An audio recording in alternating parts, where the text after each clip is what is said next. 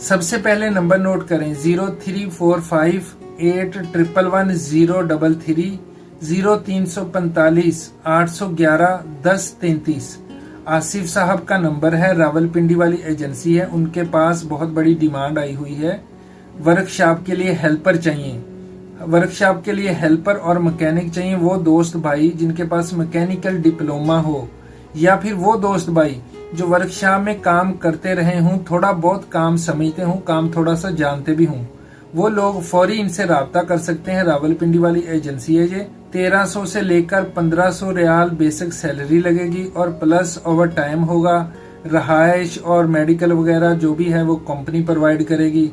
इंशाल्लाह फौरी उनका काम भी हो जाएगा। जितने दोस्त भाई वर्कशॉप में काम करते रहे हैं, जो काम को समझते हैं, काम करना जानते हैं, बिल्कुल कारीगर नहीं होना चाहिए, चाहे हेल्पर चाहिए, थोड़ा बहुत काम समझते हूँ, वो लोग जरूर जाएं।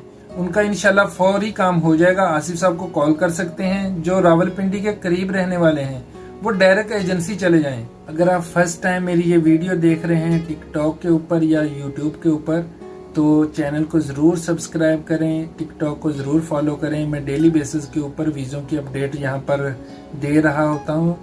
और जितने दोस्त भाई अगर खुद आना चाहते हैं या किसी को भी बुलवाना चाहते हैं, तो जो मेरा दिया हुआ नंबर होता है एजेंसी वाला, उनसे फौरी राब्ता कर लिया करें। आप सबका बहुत शुक्रिया।